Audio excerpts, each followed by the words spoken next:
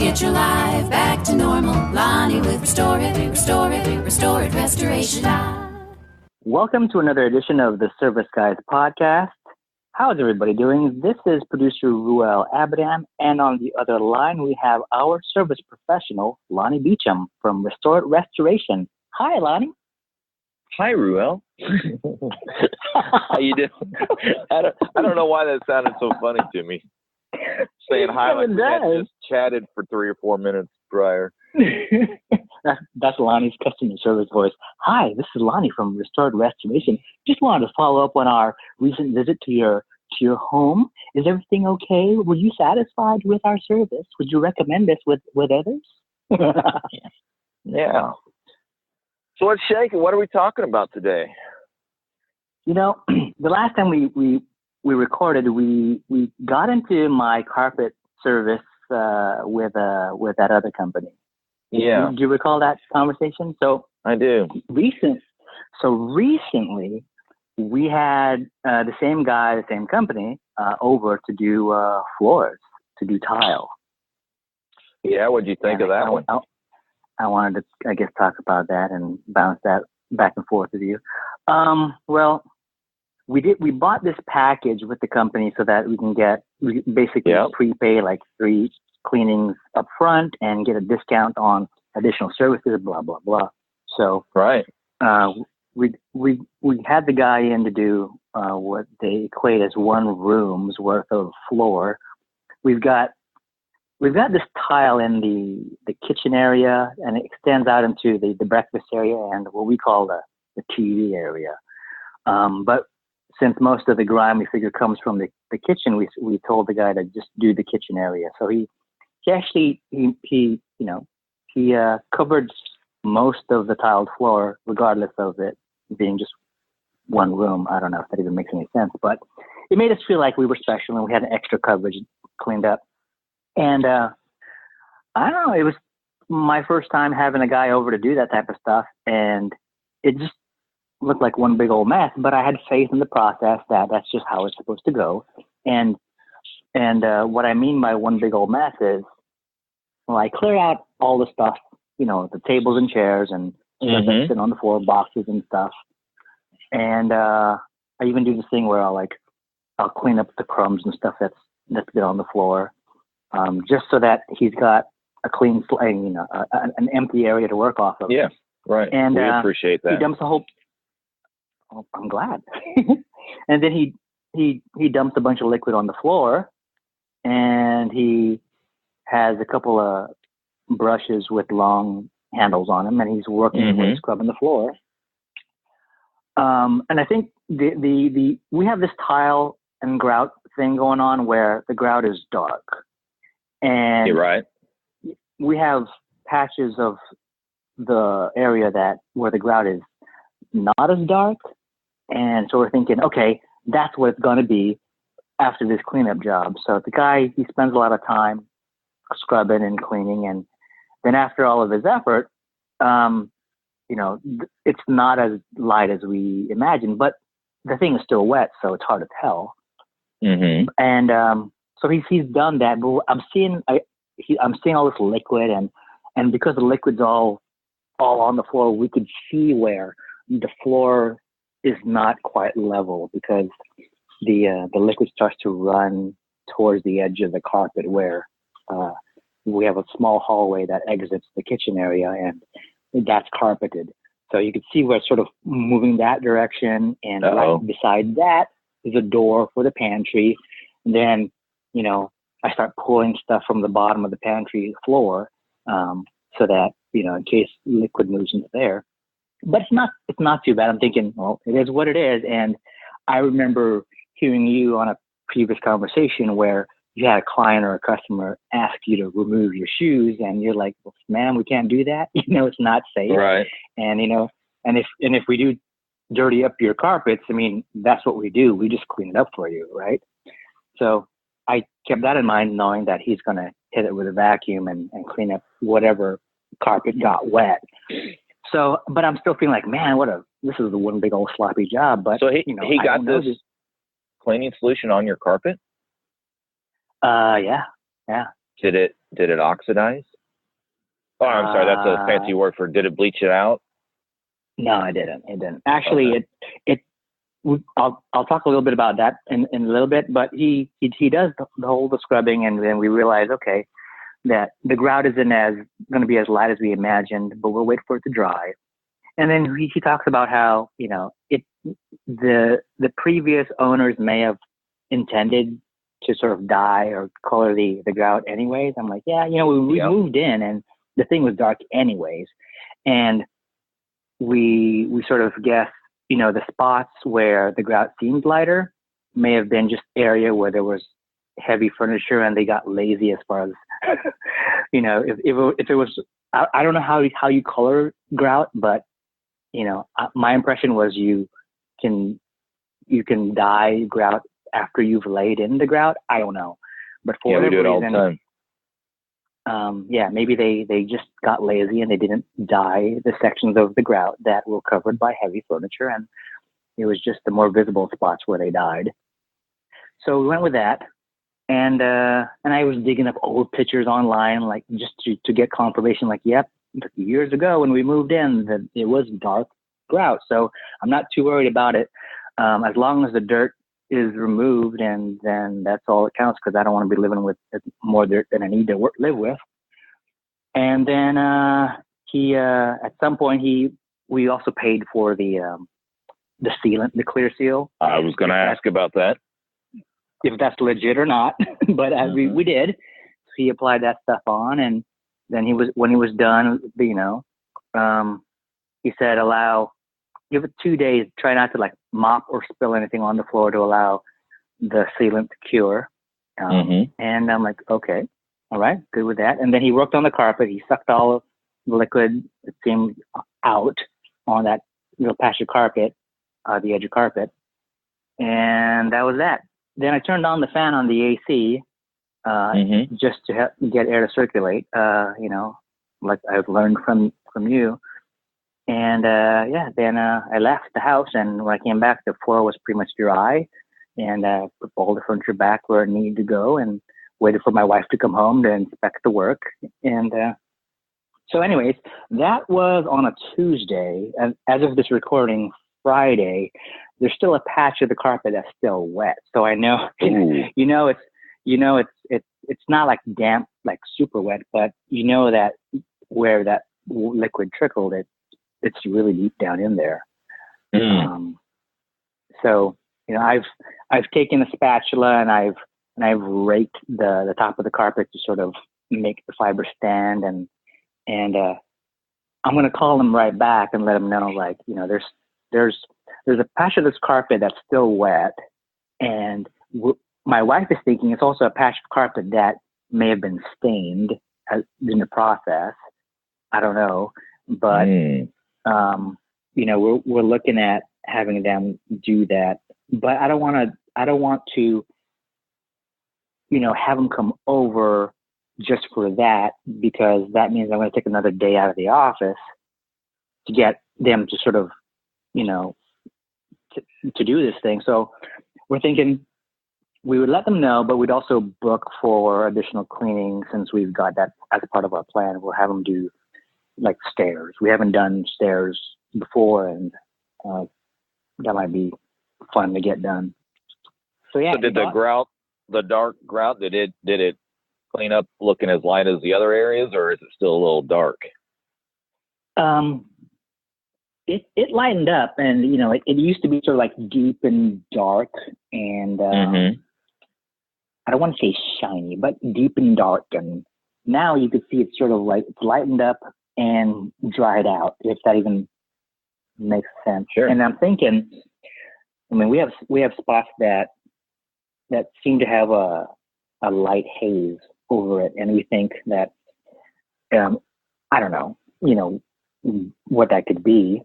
Part of me. How did he apply the sealer? I'm trying to think. I think he mopped it on or something like that. That's why you got haze. Yeah. Well, how would you apply seal? Would it like to be a buffer type machine? No. Well, first, how did he clean the tile? What did he use? Like a spinner tool, like with hoses and a lot of high pressure and high heat. He started out with a couple of long handled brushes. Yeah. And then he had the I guess the vacuum thing to suck up any excess dirty water. Yeah. Did it have any kind of rinsing agent? Or did it have any pressure to it at all or anything like that to rinse and extract the water off the floor? I don't know. Would that be a separate piece of equipment, or would that be the same equipment that's on the vacuum?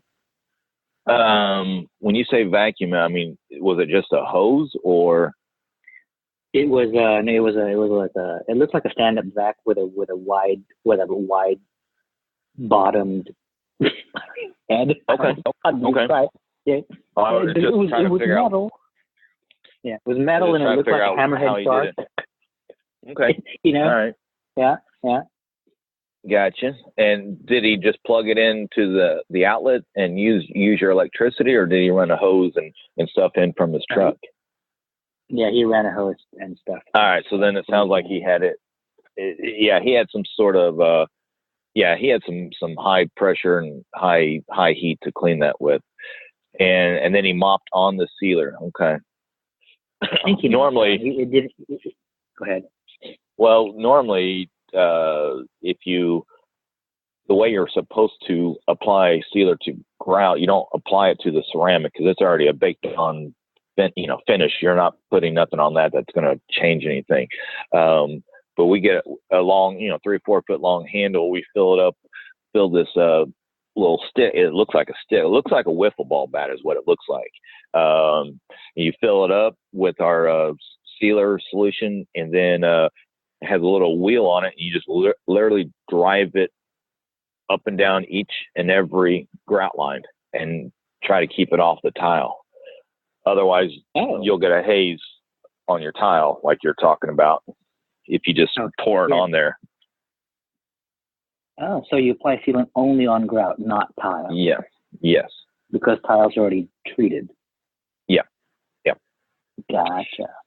And people get their tiles or ceramic tile cleaned all the time, mainly for the grout lines. And what you're describing sounds to me like, well, here's a little known fact that people either don't know about or they assume it's taken care of. But whenever ceramic tile is installed, be it on the floor, the backsplash in your kitchen, the walls in your shower, whatever, it is like almost 100% of the time, it is never sealed from the initial get-go. So over the years of walking in the kitchen, you probably got that little triangle of, you got your flow, where you do most of your cooking and food prep, and, you got your refrigerator and dishwasher, sink, stuff like that, where you get all your traffic. And just over time, since it was never, I would be willing to bet it wasn't sealed from the get-go, and then all the years of traffic and living in the house, stuff gets tracked in and dropped on the floor and wiped. I think that's probably why that area that you're talking about is so much darker than the rest of it. Because normally we do color seal all the time. I can change your grout from black to white or beige or there's about 6 or 8 different colors, but we can do that. And it's a stain that you just stain the grout line, and you gotta. I mean, it's very tedious, very hands and knees oriented work, and you just gotta paint it in there. And since it's so backbreaking, sitting on your knees and stuff, and it's a slow, tedious process, we do charge a lot of money for that. But the products are expensive too, so that could be done. And usually, if somebody's going to color seal color seal their tile, they don't usually, unless it's a do-it-yourselfer. I don't even know if you can get it over the can. Well, I'm sure you can on Amazon now, but most people go from one side to the other. They don't just get tired and stop and whatever. And what you're talking about, the light areas around, the furniture and stuff, that makes perfect sense. Because if you got a, dining room table, you just walk, you sit in your chair, and then you get up and put your dishes away or whatever, there's not a lot of traffic typically around a dining room table. Not like, the dishwasher and the refrigerator. There's a line back and forth that you all as a family each make 100 times a day, So that's my thought on why one area is lighter and darker than the others. And it probably wasn't ever sealed to begin with. It's rare for that to be done, at least in the Midwest. It's one of the things we fight with all the time, and then we inherit other problems. And another thing I'll tell the listeners, if you ever think using mop and glow is a good idea, just shoot yourself in the head now and don't ever think that's a good idea again. Because that is a nightmare. What's wrong with mop and glow? Oh, it's just the chemistry on it. It just does not. It looks great for about a week, and then it starts looking nasty and dingy and hazy, and so people keep reapplying it. Well, it's basically like a wax or something. And then when a guy like us comes in and we hit it with heat, and I tell you, it's $2 a square foot to clean it, and then I hit that, it's like, oh no, it jumps to $5-6 a square foot, because we got to literally get out there with a flathead screwdriver about the size of the grout line. We just got to scrape and scrape and scrape. There's no amount of mechanical agitation that's going to take that out. Well, there is, but you wouldn't like the results. We could shot blast it out of there, but that's a mess. It'll damage. It would damage your tile if we use some of the things that would remove it. It is a nightmare. So it doesn't take care of the problem; it just masks the symptom. Yep, makes it worse. It's like what are those? Reminds me of those. What are those things? There's no patch, fix a tire, pressurized candle. Oh, yeah. Fix a flat. Fix a flat. It just fills your tire full of gunk, and if you ever needed to get a patch, then the guy's gonna have to deal with a bunch of. Yeah, it ruins your tire. What I hear. Yeah, or what was the other one? It was like the heck was it called? Like the no wiper, the Rain-X. Oh, Rain-X! I love Rain-X. Rain-X. What do you think of Rain-X? You love it? I love it. I was like, it doesn't it like when you eventually doesn't it get all grimy at some point, and when you finally use your wipers, it's just kind of all grippy. Oh, nope, not at all. Not if you apply it right. Okay. But I go through a car wash that has, and I pay a little extra for the Rain-X application to the whole van. And the rain beads right off your windows. You don't even have to use your wipers hardly. Well, I mean, you do, but not if you don't have. You can also use car wax on your windows too. It's the same principle. It just fills in the microscopic holes that you can't see, so it allows the water to just slick right off. I've done that a lot. Oh. Put the Carnauba car wax on your windshield and let it dry and buff it off and clean your window, and cool. Man, good stuff. All right. Carnauba car wax and Rain-X. If you're listening, you guys, we've got thumbs up over here from our service professionals. So you might want to consider sponsoring this show. Do you have any hardwood floors in your house? No, none. We've got floral-looking material on the upstairs bedrooms, which is interesting because if somebody drops a toy, then you can hear it pretty loudly downstairs. Is it a laminate floor? I don't think it's hardwood. I don't even know what laminate is. It's let me go run up and check. What I was getting at, and one of the things people don't know is that using a Swiffer mop and those Swiffer little jet cleaner thing on hardwood floors will actually ruin your floors from ever being able to be resanded and refinished. Oh. Yeah, so if you have a laminate or an engineered hardwood or a true hardwood, don't ever use Swiffer mop things on the wood. It does something to the chemistry, like it gets down into the wood, and so they can sand it, but it doesn't take the finish very well. And obviously, if you have laminate floor, you're not going to sand and refinish your floors. You're just going to rip it out if it, when it's time to replace it, or if it gets wet, then it has to be ripped out.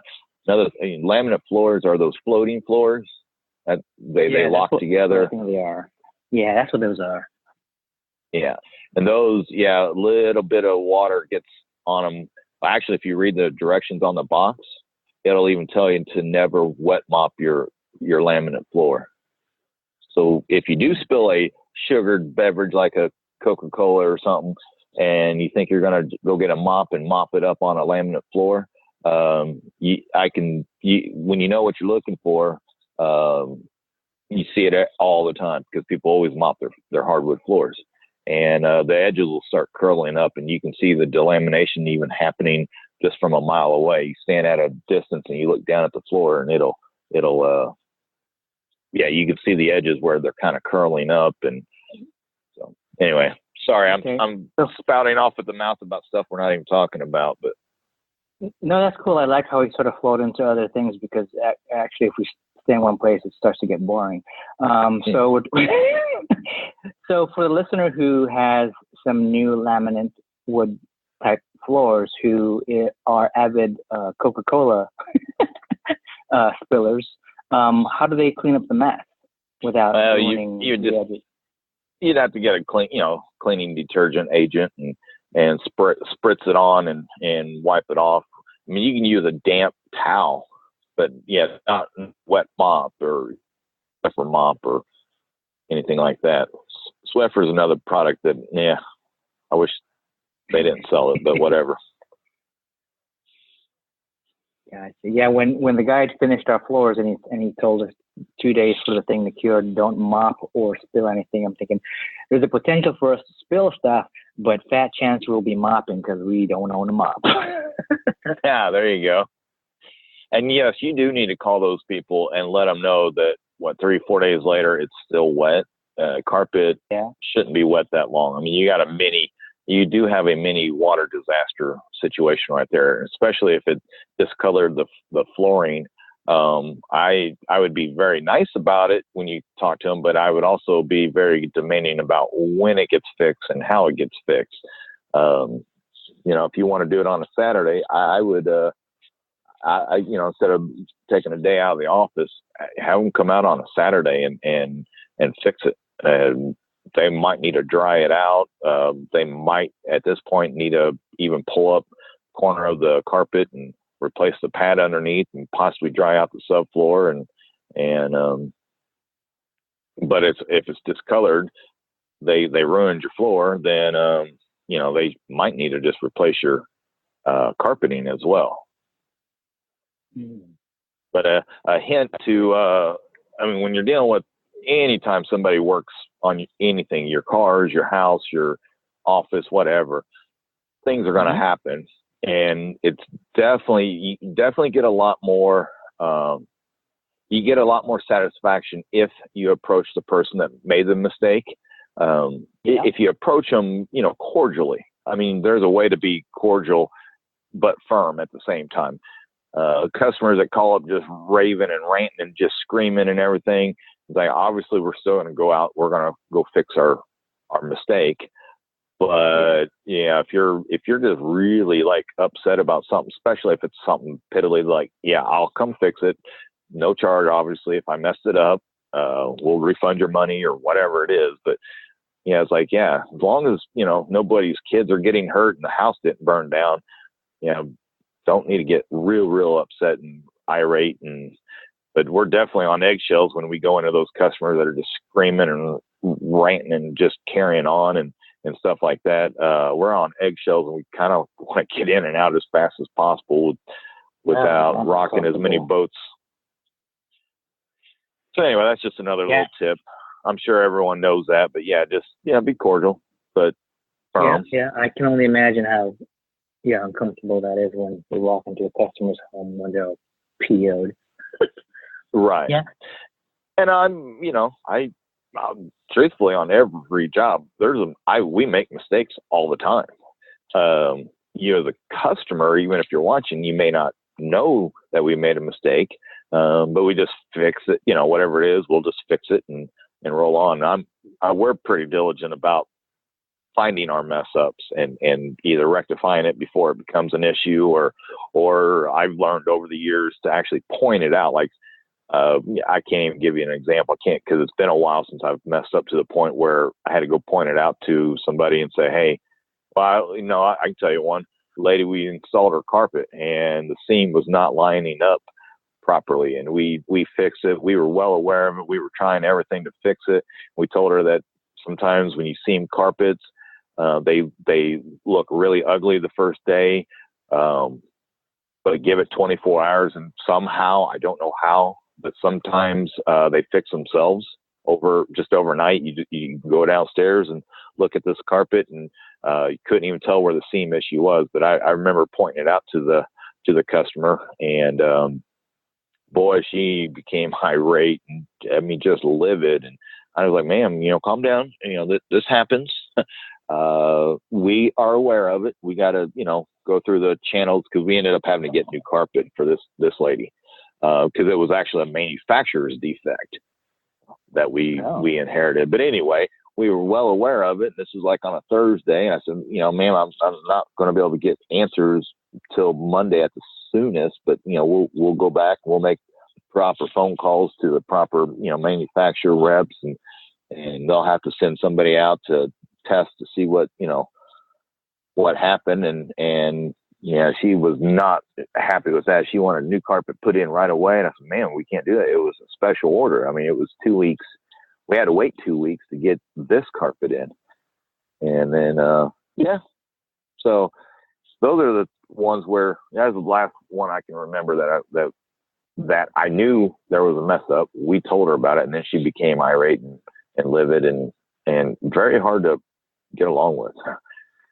It was quite unpleasant, let's say. So anyway, sorry, that was just a good. While you were talking, I was raking the carpet. I'm kneeling right next to the spot where it was I guess stained. Look, yeah. Yeah. Cool. Did it make that carpet lighter or darker? Darker. Darker. Okay. So was it like the solution when he was cleaning? So when he was pulling up all the grime and the dirt and stuff, was it the dirty water that hit it? Initially when he poured the stuff and I could see the liquid coming down, it wasn't any of the dirty water. It was just the solution. But I imagine at some point, if the dirt got in there, but this is also a patch of carpet that we've had. Tell me if I'm naive about it, but when we get the carpet cleaned, we also pay for the the protectant. So yeah, if that helps any, it's for the next time the guy comes around and looks on this carpet to help get this cleaned out. Yeah, all your carpet protectants are awesome. I need to push it more on people. A lot of people don't know, well, they've heard of Scotch Guard, but they don't know how it works. But it's an awesome addition to have on your carpet. Makes vacuuming actually more efficient.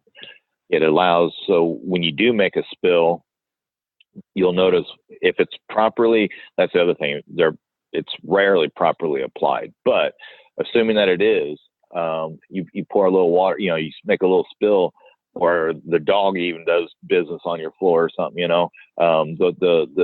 the liquid will stay kind of puddled up on top of the carpet, and that allows you to, go get a paper towel or whatever and just blot it up and dry it that away before it seeps down into the carpet and the pad and the fiber and all that. So obviously if somebody spills, a glass of water at 8 a.m. and nobody knows it until you come home at 5, 6 in the evening, then obviously it'll still seep in. Same with your dog. If your dog takes a leak in your, living room carpet, and even if it has Scotch Guard on it, it'll sit on top for a while, but eventually it will just seep down into the carpet. So it just allows you to blot it up.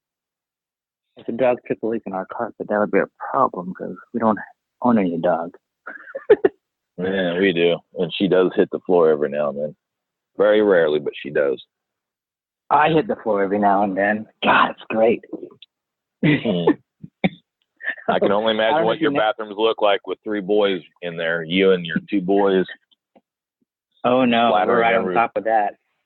I'm on top of that, and I think you're probably on the same page because you got all girls.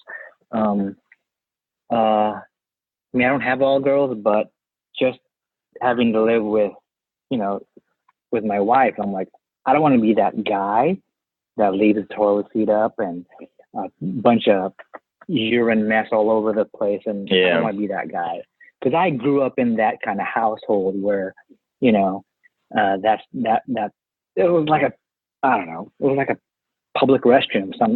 It seemed like my God, didn't somebody like clean up around here or put this thing down or what, or flush the toilet? What the heck's going on? Right. And that's what happens when you have my dad was he was an alcoholic, so he was for part of his waking hours he was just really not not good, so that left the house. I think I'm getting pretty too deep in it, but I'm okay with it. I think a lot of folks our age, it was a different time where that was the type of stuff that happened, and I just told myself I wasn't going to be that guy, So we go from spills and we go into alcoholism. How's that? Hey, that's life, man. We all have somebody like that. I was trying to say, I don't know if you caught it, but we had talked about releasing during sort of the temporary hiatus of the podcast to publish the episode of you and I on the other podcast, where it was sort of like the Service Guys podcast before the Service Guys podcast. It was one of those. Yeah, I saw it. Right? I saw it download. I haven't had a chance to listen yet. Okay. But I did see it. I can't wait to hear it because I can't remember what we talked about exactly. It was the forking episode.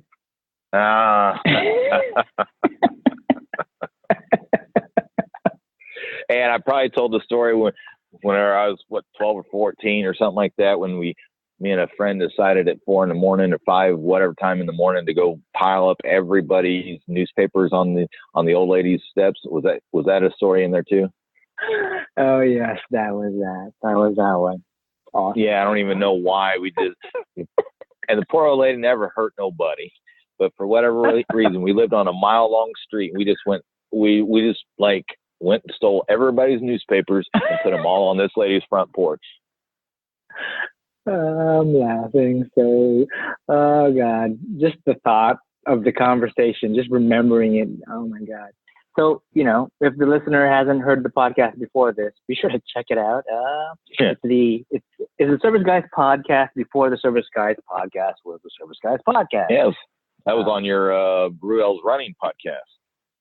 Yeah, that was back in 2016 when that conversation happened. That's funny. I believe in the summer. Yeah. Wow. Yeah. 2 years ago. Yeah, it's been that long, and it's funny because I took out like the ads and stuff that happened in the beginning. Like, you don't need to hear any of that, and then I forgot about the middle area where it was like, "Hi, this is Benny Tortorich." Oh, was he in there too?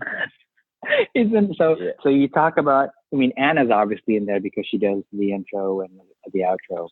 Right. I cleaned up all the ads except I forgot about the Vinny thing. So we're hearing about Anna. In the episode you talk about Anna releasing her ebook, her e-version of the book.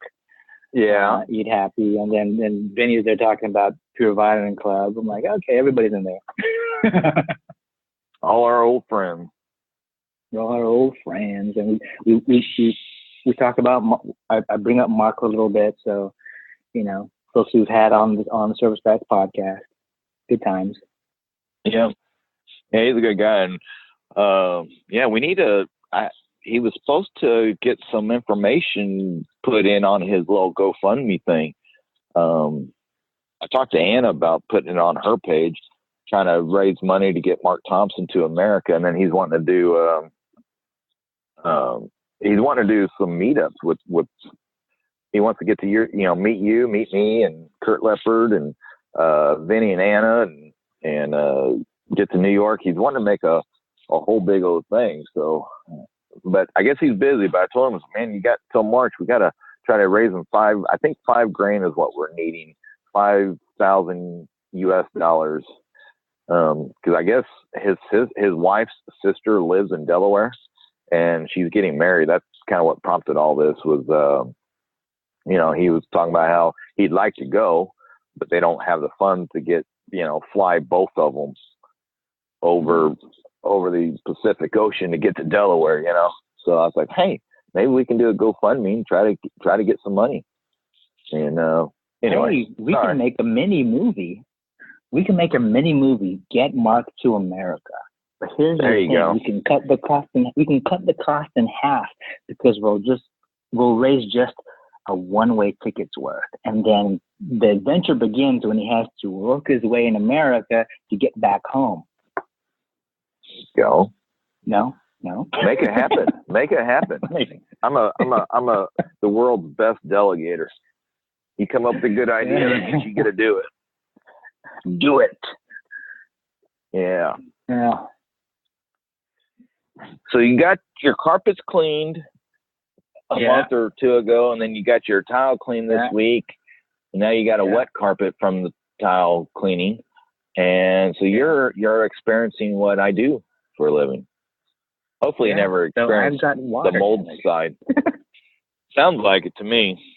If it's wet still, it should not be wet. Even on a carpet cleaning, it shouldn't be wet longer than 24 hours, and it should be dry within an hour or two anyway, if they're doing their job. Is it a bad idea to get a space heater in that area? That piece of the carpet area. Heat would help, and so would air movement of any sort.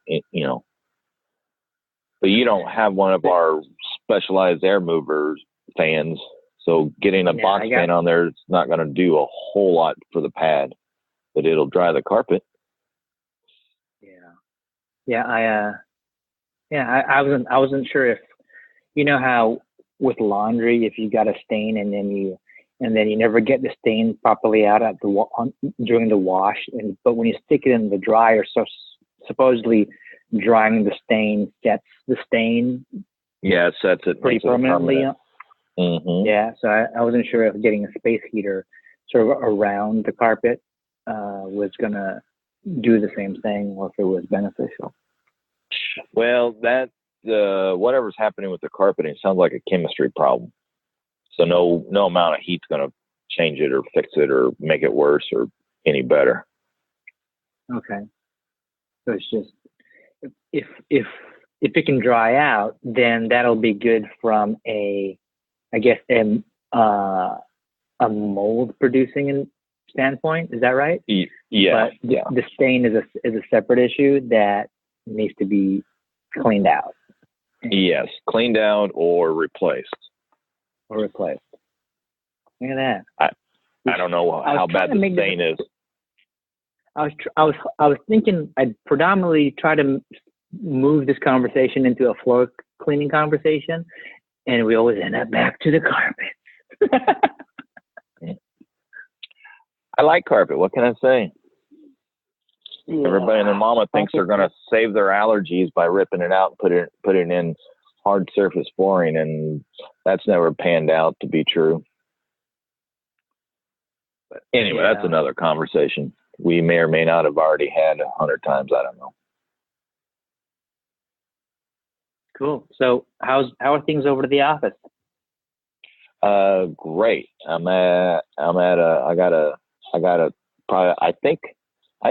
know for a fact this is my largest mold job that's coming online here pretty soon, ever. I mean, we got to pull everything out of the house, pull all the insulation out of the attic, He has mold in the attic, mold, leaky shower, horrible stucco from the original build has been leaking water around all the windows and doors. So we got to cut out all the exterior walls 2 to 4 foot up, replace all the baseboards, pull out all the carpet and pad and tack strip, clean everything that he owns inside and out. All his belongings are getting packed up and pulled out of the house. Yeah. Wow.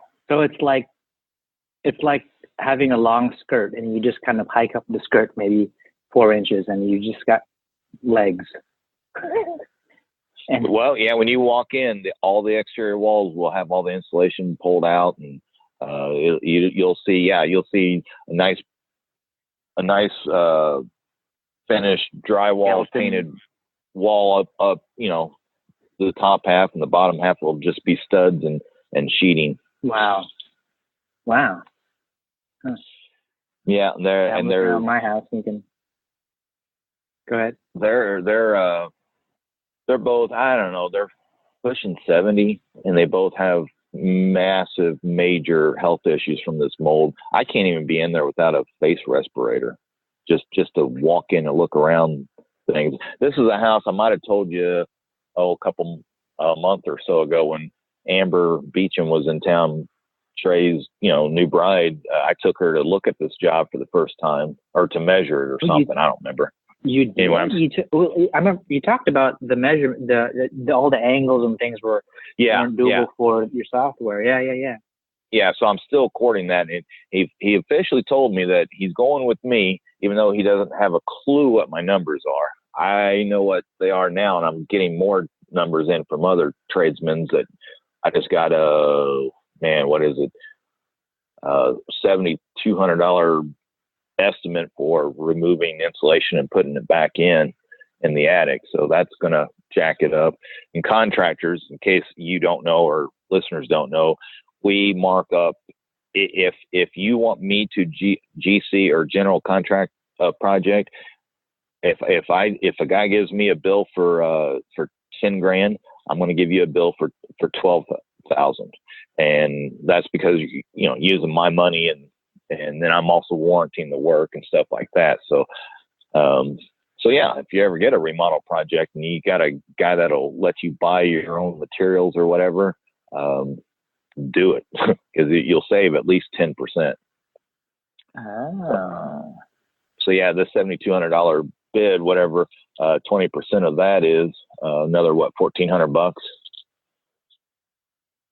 But and it sounds like it's free money. It's not, because I'm going to have to be on site. I'm going to have to make sure they're doing their job right, make sure it meets what I need them to do on the insulation removal side, and then on the insulation replacement side, then make sure that it actually has an R. I don't know why they want R49 upstairs when all he needs is an R38, but whatever. That's what he had. That's what he wants. That's what he's getting. So, yeah. Good times. Wow. So the office is rocking.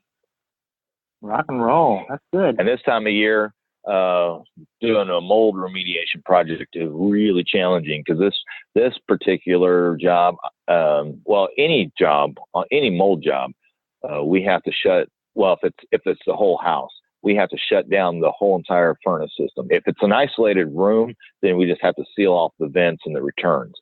But if it's a whole house like this one, we have to shut the furnace system off. Well, we're like having highs in the 20s and 30s right now. So now I got to worry about freezing pipes and stuff like that. It's a logistical nightmare.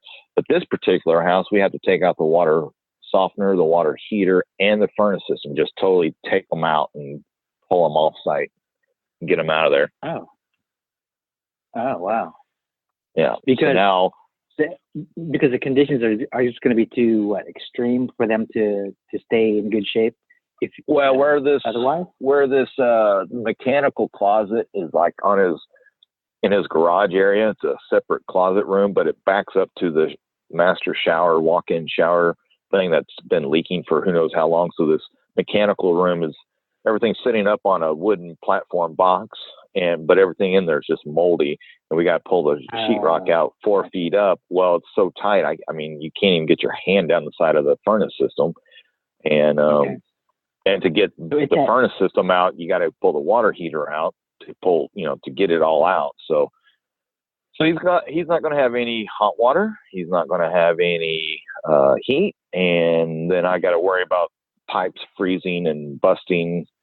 And yeah, it's actually scary. Wow. It's scary for me to do it this time of year. It's like moving into a home that's going to be built around you. Like you can sleep here, but there's nothing around you at the moment. We're going to have to build it all around you. Yeah, I just wrapped up a mold job a couple of weeks ago where they were 60 some years old as well. And they were so stubborn. They stayed in their house, even though the furnace system was turned off. And then I had negative air scrubbers in there pulling everything out. All the heat that was in there was getting sucked right out of under negative pressure. I was literally sucking all the air out of from even their attic. And they suffocated and died. Well, no, they were using space heaters in their bathrooms to try to keep, doors closed, try to keep their pipes from freezing there. And then I would come in and they were, it was comical. They had their oven wide open on 500 degrees. And they were just sitting there camped out around their oven, trying to stay warm with their space heaters behind them. And in their house, it was 30, the lowest. Oh, and he's a math person or something by training. So he was recording temperatures in opposite ends of the house and upstairs and downstairs. And he was taking 8 temperature readings a day. Why, I don't know. But the lowest reading I did see was 31 degrees in his house. And they're just sitting there wearing their coats and their stocking caps and stuff, sitting in front of their oven. Sitting in front of their oven. It's like camping. 500 degrees. Exactly. Yeah. And it's just the two of them? Yeah, just the two of them. Oh, it was funny. Okay. Yeah, stuff I see in a day. That's fun out of camping. Yeah, they were glamming it. And that was, what do they call it? Glamping or something? I mean, they had a bed. Yeah, glamping. And they were all snuggled up, and they're like, yeah, we never snuggled so close. It was funny. It was funny. It went well, though. That's very cool. Yeah. Fantastic. Cool. Well, we are about to wrap up, looks like. Yeah, I got to get going. All right. Well, with that, I want to thank you, Ruel, for putting this together and all that you do, actually. And you should have seen that you got paid today. Thank you. I did just see it. I was like, ooh, look at that. Email works. Yeah. So with that, I need to spend the last hour wrapping up a few business things on my side over here. And okay, let's wrap up real quick. Hey guys, thank you for listening to the Service Guys podcast. I'm Ruel Abadam, and on the other mic is Lonnie Beecham from Restored Restoration over at Jefferson City, Missouri. And thanks. And stick around for the next episode. It's going to be another guest episode finally. Folks, this has been Lonnie Beecham with Restored Restoration and Ruel Abadam bringing you the Service Guys podcast. Get your life back to normal. They'll get your life back to normal. Lonnie with Restored Restoration. Hello. Welcome to the pre-chatter with the Service Guys. Lonnie, are you on mute? Okay, he was last time. He ninja moded it on me, and he was sitting around trying to see if I would continue with my nonsense. How's everybody doing? Hope everybody's doing okay. And by the time you hear this bit of the chatter, you would have listened to the episode. I hope you enjoyed that episode. Be sure to stick around and catch other episodes, ones that are in the archive or ones down the road. How's that? Just waiting on Lonnie. He is a busy man after all. So let's take a look at this thing. I may have confused him. We'll see. Because I went and booked a couple of podcast sessions earlier in the day for now and next week. So I might have mixed them up. Yeah. So we'll just hang out. I'll go ahead and text him. I am on Zoom, FYI. They probably say, well, I am too. and then I'll be like, you're on the wrong meeting. Yeah. So I had to get this is for the listener, I had to get a quick workout before this meeting. So I'm on time, managed to get a workout in and get showered up and clean. Well, yeah, and you don't shower up to get dirty, but he says he's trying to get in. Awesome. I'm going to go make coffee while we're doing that. Hopefully this is being recorded. I'm using an earpiece that's wireless, and hopefully it doesn't bust up. How you doing, Ruel? I'm good. Can you hear me okay? Yeah. Awesome. Yeah. How are you? I'm good. I'm awesome. Yeah. How was your nap? A nap? It sounds like you just woke up from a nap. I'm just. No, too busy to nap. Too busy. So what's up with you? I had to actually dial in, like the link that normally is there to hit the Zoom button, to dial in. Yeah. There wasn't a link, and so I had to actually write out the whole number and actually enter it all in. That's what took me a minute to get on. What a drag. Yeah, first world problems. I'm so used to typing stuff out or tapping on my phone when I'm asked, like at the bank, to fill out a form. I'm like, oh, what a drag. Yeah. Can't we just autofill this? I'm heating some cold coffee. It's been a while. It has. We had Thanksgiving, and you had a vacation, and time, and then I've been absolutely slammed. When it gets cold, we're having an unusually cold start to winter, and really? We've already had 3 or 4 snows, and we normally don't even see snow until late December into January and February. So anyway, did the groundhog predict? What is the groundhog? Isn't he supposed to foretell all this stuff if it's early or late? Well, that's in February to see if we got 6 more weeks of winter. And the Farmer's Almanac has been predicting that this is going to be a long, cold, brutal winter. And so far, I think it might be right. Excuse me. So what's shaking? What's happening? As I sip on my coffee, my old morning coffee, just trying to get back in the swing of things. Like you said, there was a lot going on. You were slammed. I was slammed. Vacation. The whole state of California was slammed with wildfires. Yeah, that was crazy. Is it still going on? I really don't know. All I know is that where I'm at, the air quality is better. And we did have a lot of rain this week so far. We have a break in it today, but there was a lot of rain. There were some flooded parking lots. Well, you need to rain. I haven't heard much about the wildfires for a while, so I don't know. I'm assuming that means they're contained and dealt with. I don't know.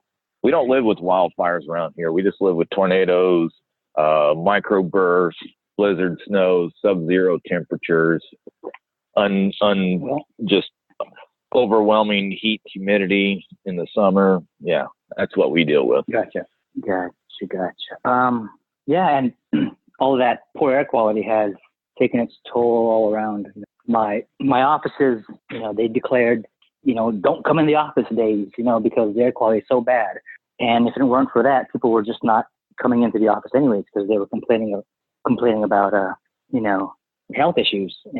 And what it also impacted me and made me really depressed was I couldn't go out and get a workout, and I wasn't creative enough to get a workout indoors.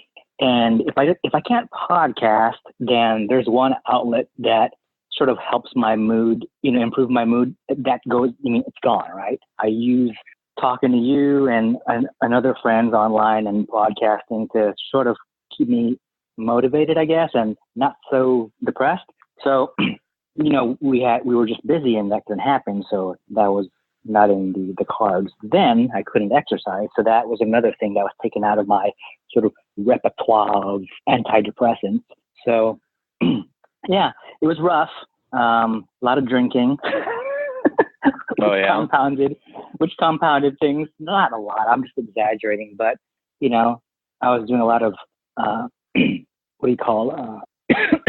fun eating that I'm paying the price for because of the vacation and again, just when I thought I would be able to get back into shape, the air quality was bad. So I'm like, well, I'm just going to ride this stream of poor choices, and I'm just going to have more drinks at night than I usually do. And now I just can't fit in my clothes anymore.